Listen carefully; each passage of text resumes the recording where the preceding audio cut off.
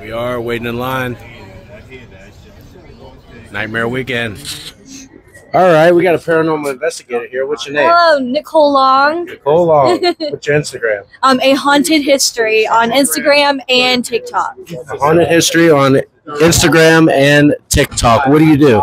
I'm a paranormal investigator. I've been investigating since I was 13 years old. 13. You know, I grew up watching Ghost Hunters, and we like watching Ghost Adventures on Max, so you like to do things like that? I do. I love Ghost Adventures. That's what got me into the paranormal field. Very cool, very cool. Well, have a good Nightmare Weekend. Thank you. Welcome to Richmond Nightmare Weekend. Very cool, guys. Here we go. Check that out. Look at the eyes.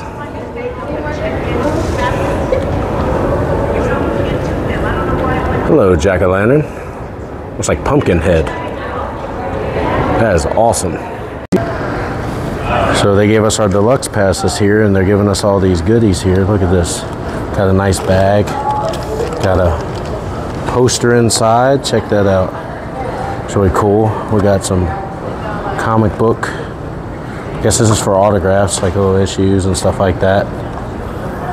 They gave us this nice comic book. It's even got Mick Foley on it. Look at that. Leva Bates and Nick Namath. Bunch of wrestlers and stuff on that. Look, they gave us an Ahsoka comic. Did they give you the same comics?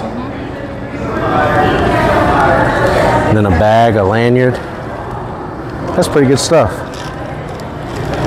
What did they give you? They give you everything? Same stuff? All right. There she is, guys.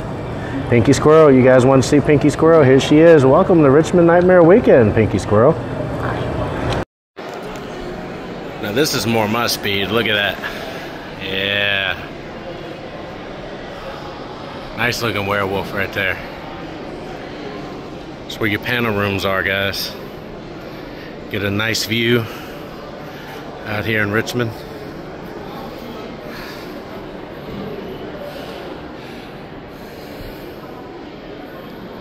There's the Richmond Coliseum, which has been shut down for a while now.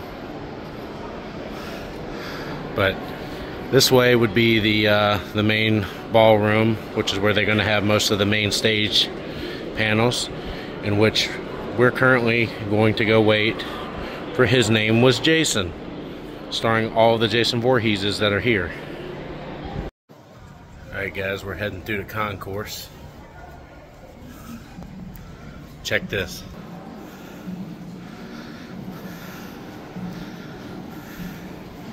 Heading to the main stage. So guys, here's the arena where you would come play the video games. There it is. Heading on up. Heading into the showroom.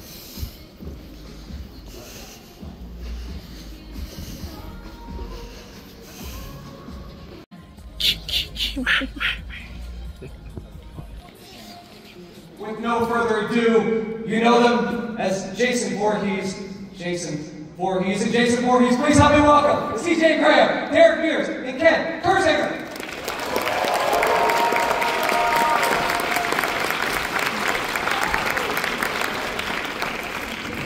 Thank you. I feel so tiny up here. Good morning. Morning. Good morning.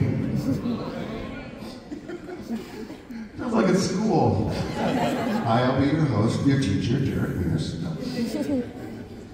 How do these fine folks here in Richmond been treating you so far? Fantastic. Yeah, people have been great. I wish we'd get to see a little bit more of the city, but what a beautiful day, and glad to have you all here. Is this anybody's first time here in the city? Yeah. Well. So, do you get a chance to ever go out and see the cities that you're in, or is it mainly just convention and go home? What about restaurants and things like that? Do you get a chance after the conventions are over? Yeah, occasionally, if you're not flying out right away, or sometimes there's another convention the following weekend, so you might stay in a town a little longer and get a chance to see some of it, but too often you don't, unfortunately. In my opinion, I know the curb, the front outside the try to leave everything on the table, so when I'm done, and you don't want to see my big ass in the bathtub trying to get out like a turtle. Or do we? Or do we? I don't get out too much. It's more do the show, put everything on the table, meet the fans, and relax.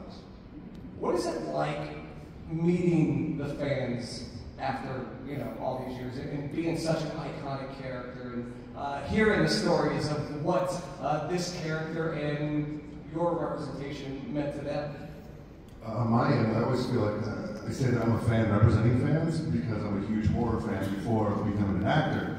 And having the fandom, it's such a, I bounce through different, as an actor, I bounce through different fandoms. So with the horror fans, I try to explain to people who aren't in our circle, like how different horror fans are. I don't necessarily felt like we're outcast or not accepted, but the one thing I love the most is when someone comes to my table and they're a horror fan, but it's their first horror convention. And I get so excited, oh, I want to see this through your eyes. And also, like, it's a different fandom, and everyone is so accepting. I've literally seen people in line have, like be very introverted and look over and go, oh, you're wearing Carpenter's Thing shirt? Oh, I like that too. All right, we're friends. And then later on, you see them hanging out at bars. Like, it's such a special thing. So I love it when people come for the first time, like, hey, man, welcome to your family. So this is an applause for all of you guys, how kind you are to each other, because we're all in a giant pack. And from my eyes, it is so different from other fandoms. So thank you for being you, my friends.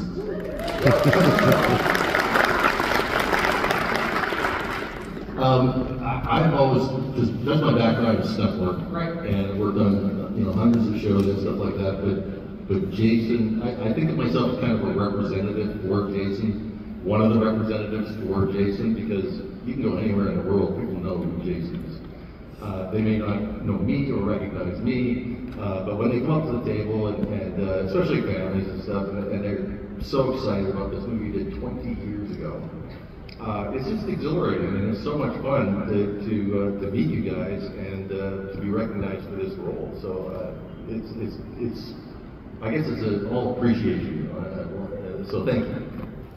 And for me, it's a bigger high, because I haven't done hundreds of films like Big Shot. I did 2. So, 2. All right, El Cop and Jason. So my point is, you never know, for those of you that are inspiring actors, actresses, and stunt personnel directors, it just takes one film, even wearing a hockey mask, that I can look at you 3 decades later and still be part of your family. So for me, it's just inspirational, not to mention, unbeknownst to me, that it would have paying dividends, you know, 35 years later, and get to meet all these fans. Got a young man over here that, in his hockey mask, he's in character, looking good. He's probably 10 years old. Stand up so we can see you.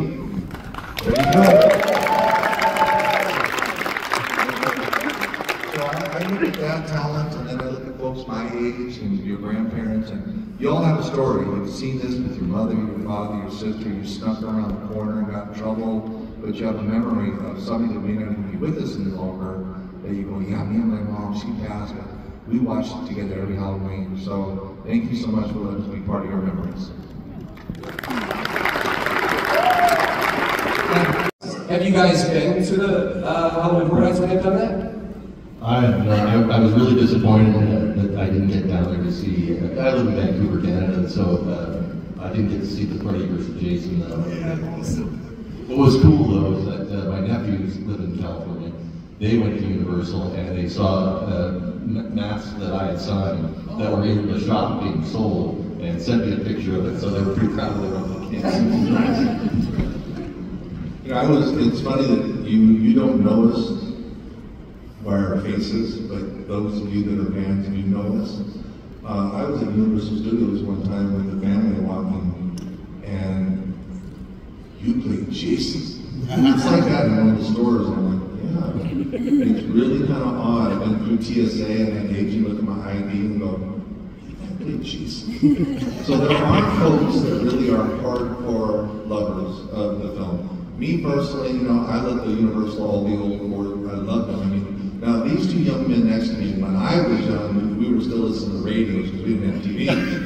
All right, so War of the Worlds came on, that was our big set. So I didn't have the luxury of watching them, and we didn't even know what cable was. But I really enjoy the old school, and I do watch them. Just this week, I saw Werewolf and the Invisible Man and Frankenstein on the Monster Show on one of the cable networks I have. When I come up, I pop them up as fast as I can.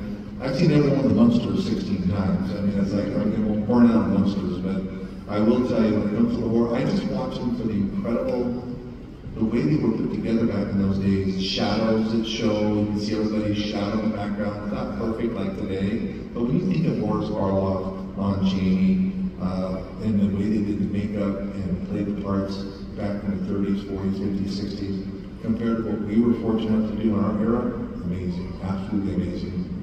For sure. I actually got my start at Universal Studios Hollywood doing the Wild Wild Wild West Stunt Show. That was my first big Hollywood audition when I moved to Hollywood. But I actually started, when they first started doing Halloween Horror Nights, I would do the shows there when they first opened.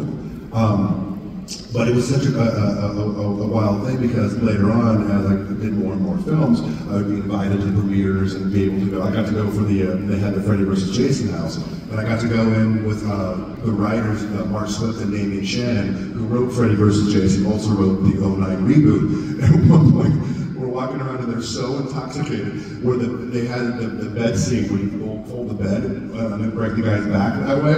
They were like, "Oh my God, we wrote this! This is ours!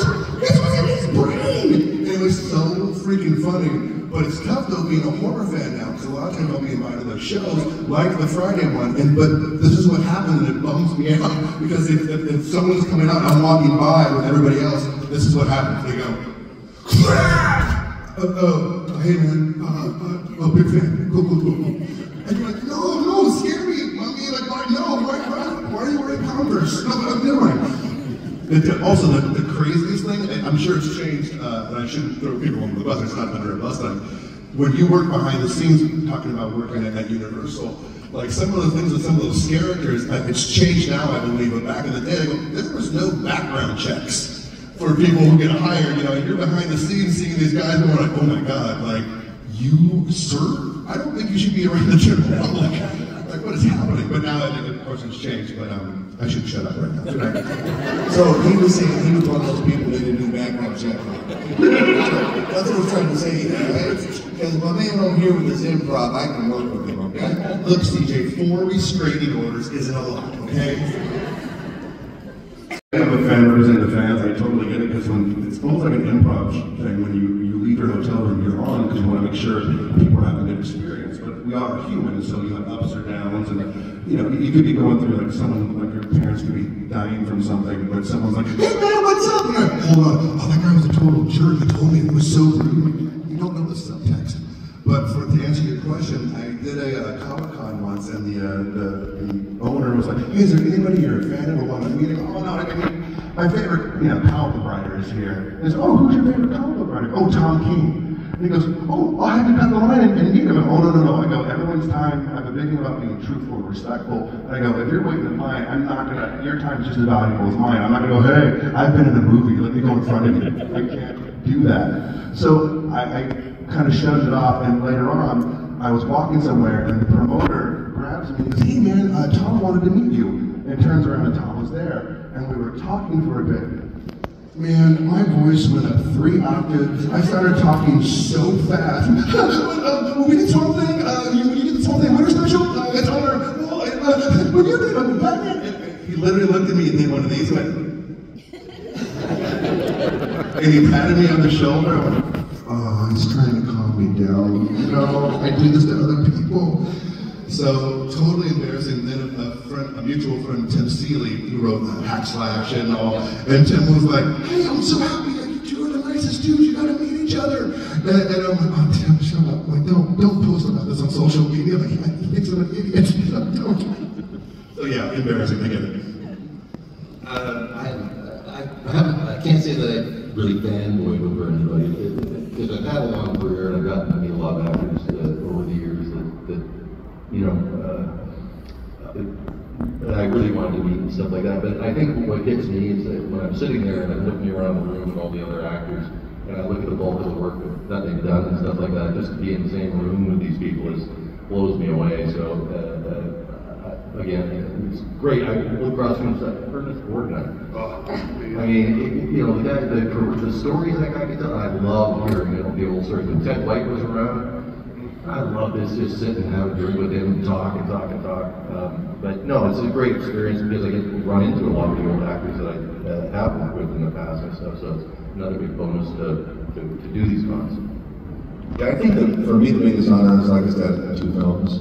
And when I'm in the room, I kind of feel like, I really shouldn't be here. I'm looking around going, okay, well, there's Alice Cooper, there's William Shatner, okay, and there's me. However, I'm very blessed because through my career, for 20-some odd years, I ran casinos. So I had everybody from the Beach Boys to Chicago to CCR performing for us in our venues, and got to meet everybody, had them sign guitars, working stuff, Steven Tyler, yada yada. So I've been really blessed. And then when I was in the nightclub business, as most of you know, one of the clubs I ran was for Jackie Collin, Joan Collins' sister, in Beverly Hills at the Beverly Center, which was membership only. So Prince would come in, Stallone would come in, and others and such. So I got to meet a lot of people in my career. So not a big fanboy per se, but I was very fortunate I could shake a lot of hands. But when I do these conventions, I'm honored to be next to these 2 guys. I mean, the resumes are as long as my arm, and you know, I got a little fingernail resume, right? So I look at it differently through a different spectrum of eyes, but at the same time, you guys wouldn't be here without you. So when I look at you and I say thank you, and I think I'm speaking for all of us, really mean it. Thank you. I appreciate you very much.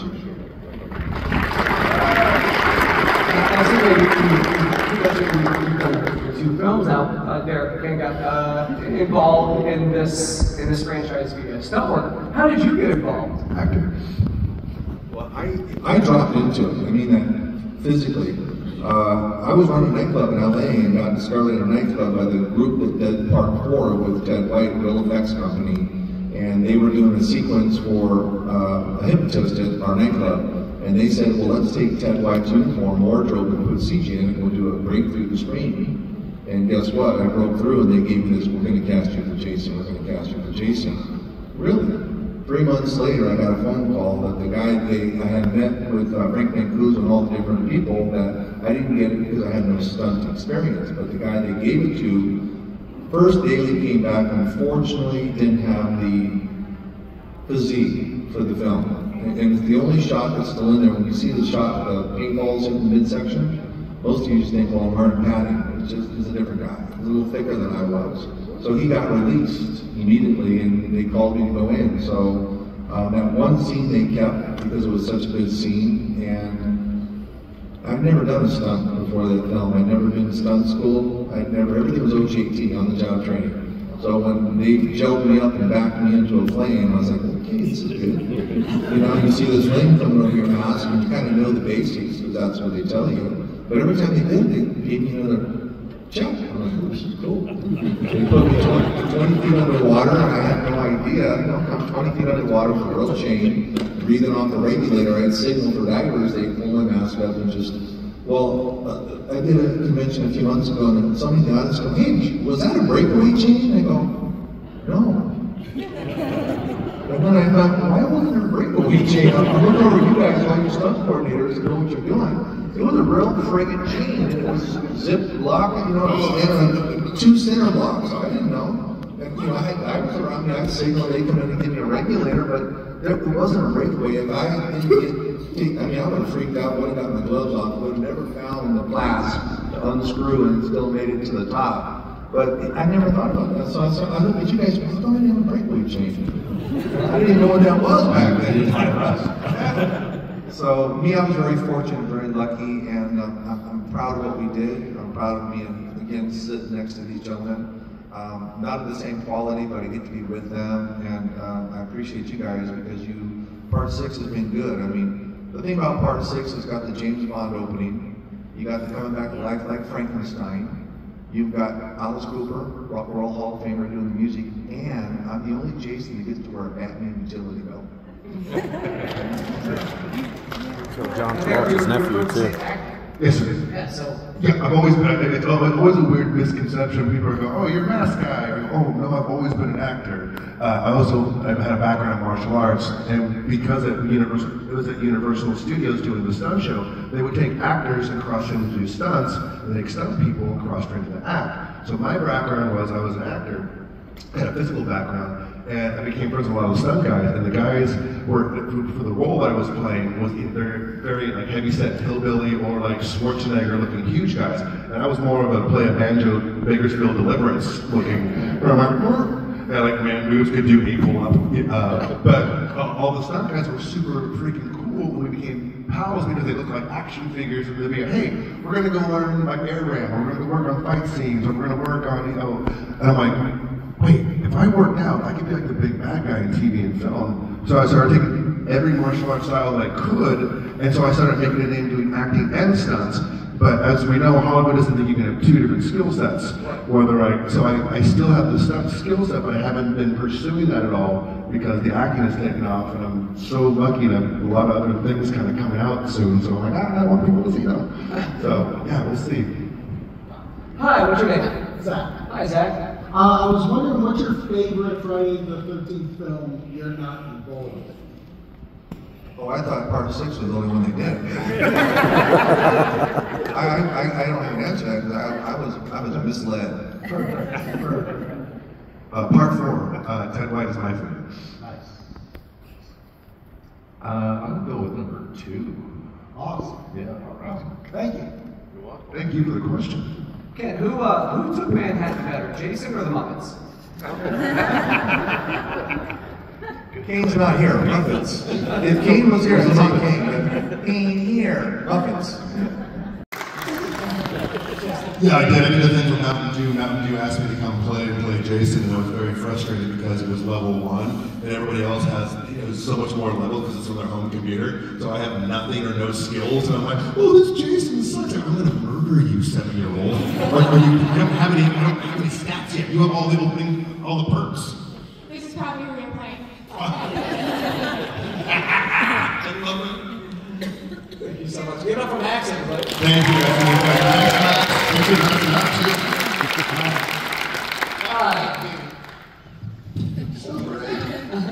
I have a question. So, who do you think would win, Victor Crowley or Jason? I knew it was coming.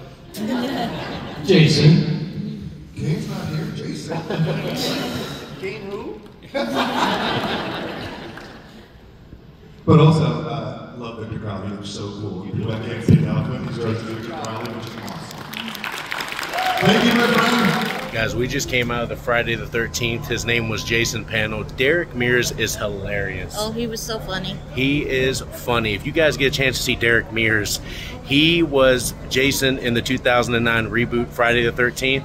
Not to mention King Kirzinger was awesome. CJ Graham was funny too.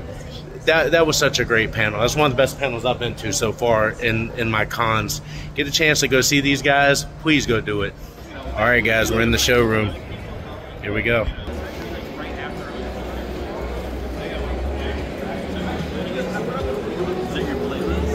right, folks, at this time, if you're here for Brian Tyler's solo photos, you can head to line number 1. Thomas Witt solo photos, you can head to line number 2. And Terry Lewis solo, you can head to line number 3.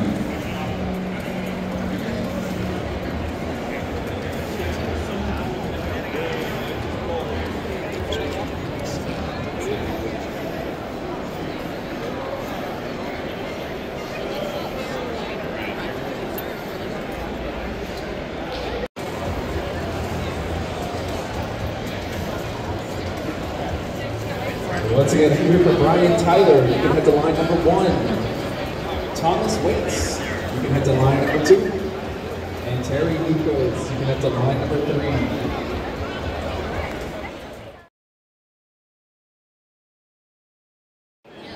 So, Travis, what is the name of your YouTube channel? TCT Unlimited. TCT Unlimited. Yes. I understand your Uncle Jacob got you involved in watching the Munsters. Yes, he did. We used to watch it on TV Land. Munsters and the Addams Family, absolutely love it. You know, I did a book called Munster Memories, and it's full of stories about people who watched the show with loved ones who have now left us, and they always have such fond memories. It does my heart good. do a reach out in memory of Jacob. I appreciate it. Good luck with your take two. Good luck with your YouTube channel, Travis. Definitely appreciate it. Okay. Guys, one of the coolest things, William Katt gave Pinky Squirrel's brother John a shout out. Let's take a look at it.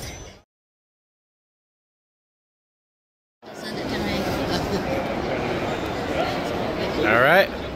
Hey, John. William Katt here. Sending along an autograph photo to you. So sorry that you couldn't be here, but no, I'm thinking about you, and I'm glad you're feeling good right now, and maybe we'll catch up with each other down the line, all right? Cheers, buddy. These are t-shirts.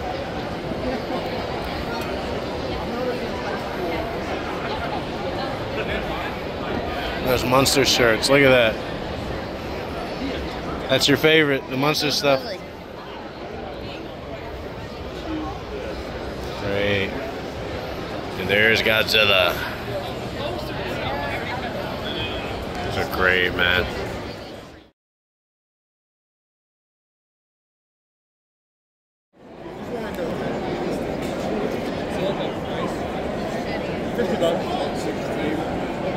Appreciate that.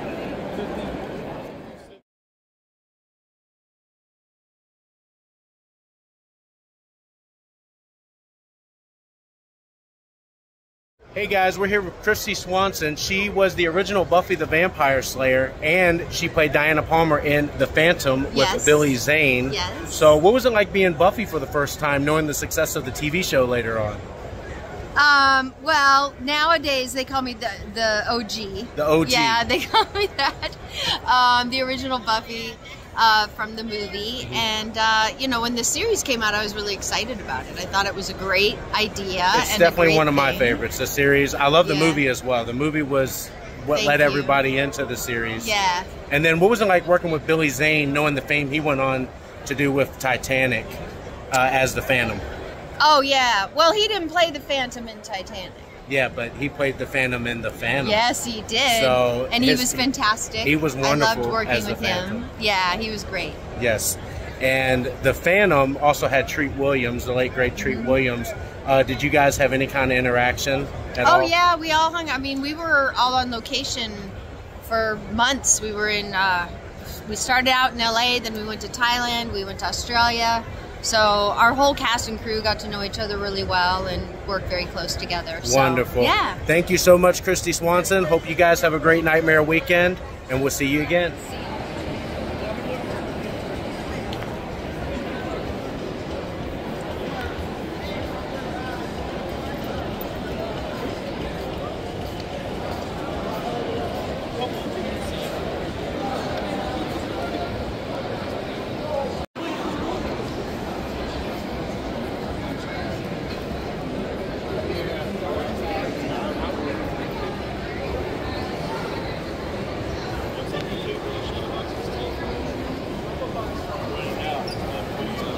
There's our turtles. Look at that.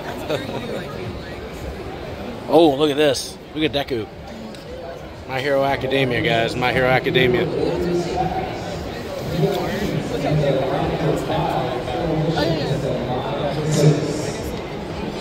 Man.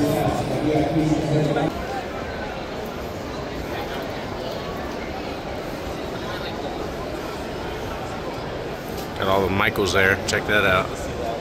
Alice Cooper. Woo! Return of the Living Dead.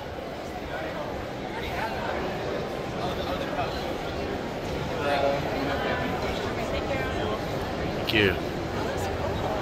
I got knives over there if you need a new weapon. I got one that kills Michael Myers, and I got one. They're in the corner beside the Check this stuff out, guys.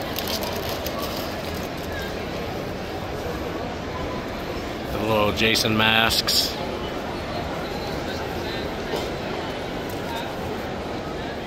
Oh, that's awesome right there. I'll check that out.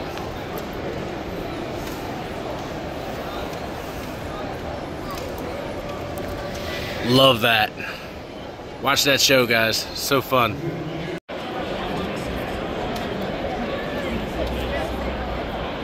That's signed by him. Check that out.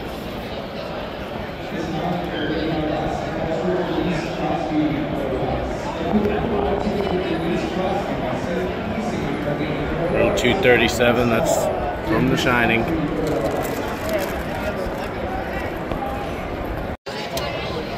Naturally, I see this.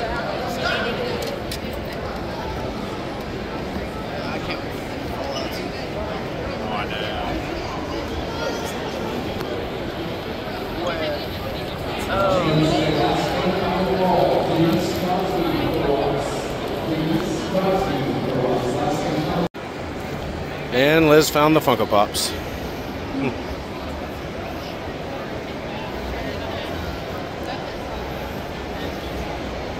Oh, there's your Mulan. Yep, and the Beast. And the Beast. Not bad, not bad.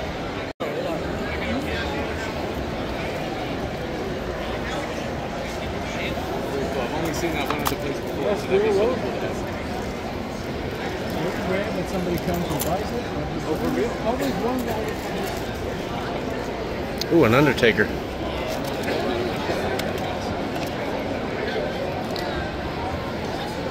There you go. It's an Undertaker symbol. Love it. How you doing?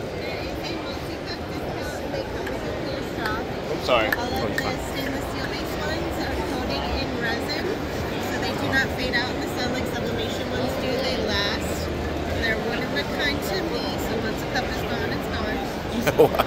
That glass You make these customly? Yes, sir. Oh, wow. The glass mugs are $20, and they are made out of borosilicate glass.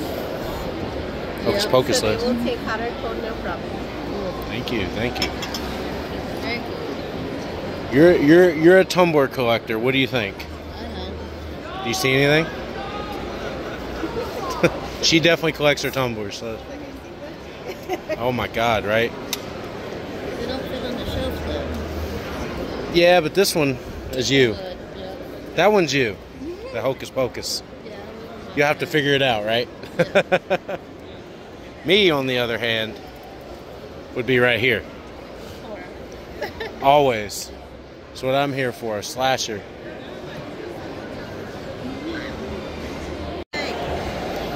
What is this? My personal favorite is this one because it's like their mug shots, but it tells all the movie. Yeah, look at that. That would probably be the one, either this one or this one. I love this stuff, man. It says all the original Universal horror on this one. Check that. Wow.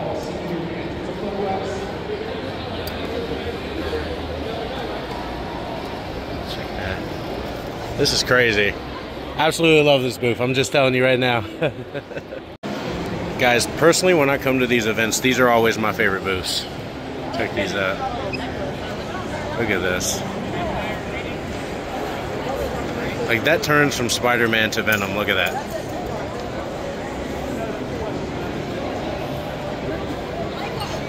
Look at that.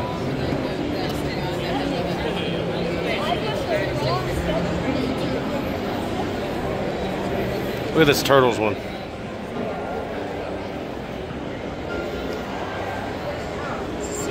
Wow.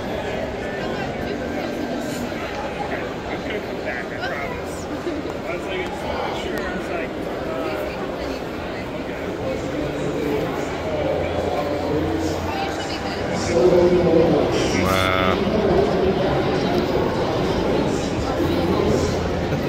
Hi, how are you?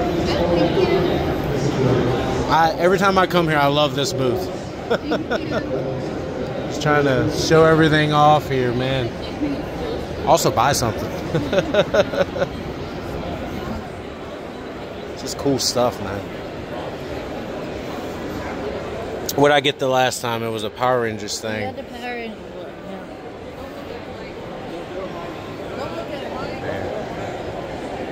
yeah. So how much do these back here run? 40? That's not bad. There is? Oh, I see it. Look at that. I don't see it.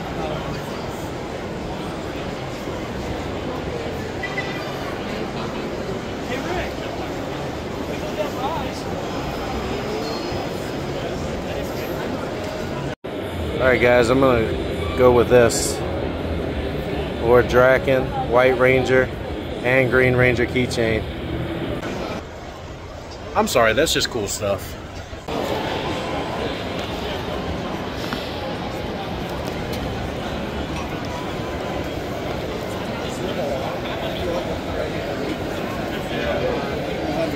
Oh, look at that. That's awesome.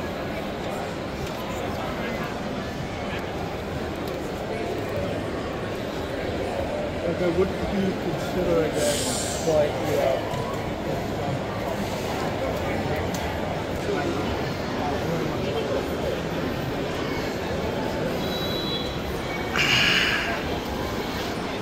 now where were you last year? That's not bad. 20 bucks for that?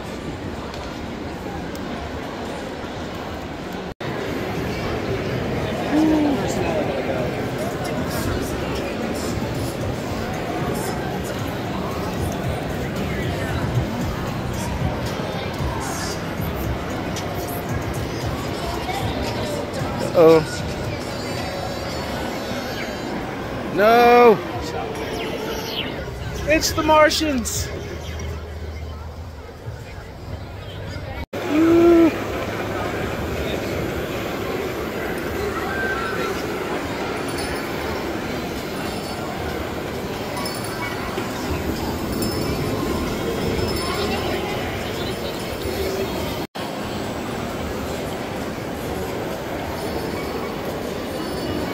Whoa.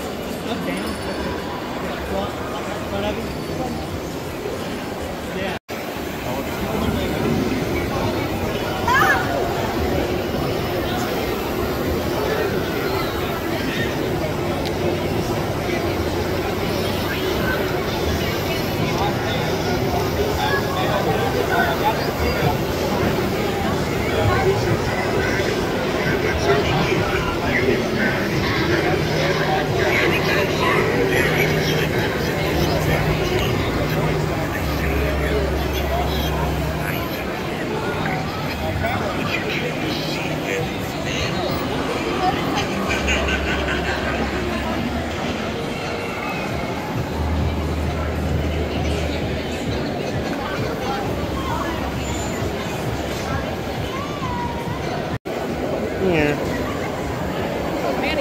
Just a cartoon.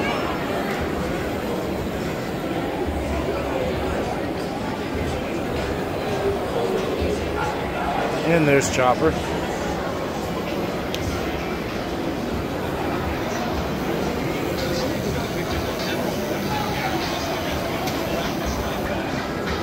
There.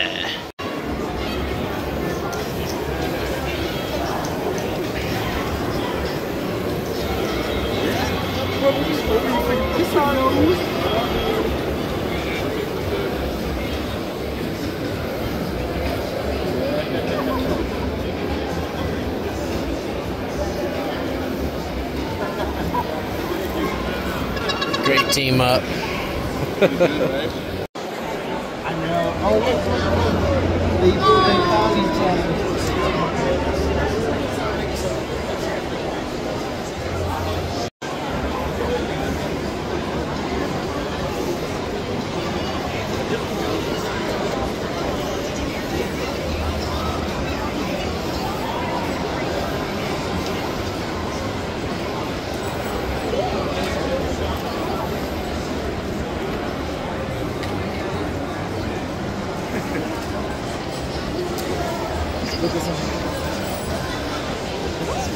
This is fine.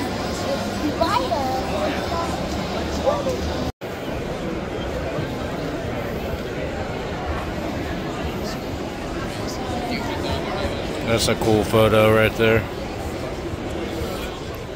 Alright guys, that's gonna wrap it up here at Nightmare Weekend. Pinky Squirrel went off somewhere, so we'll have to do her outro later and maybe in another video. But this was a really good day. Got to meet Derek Mears.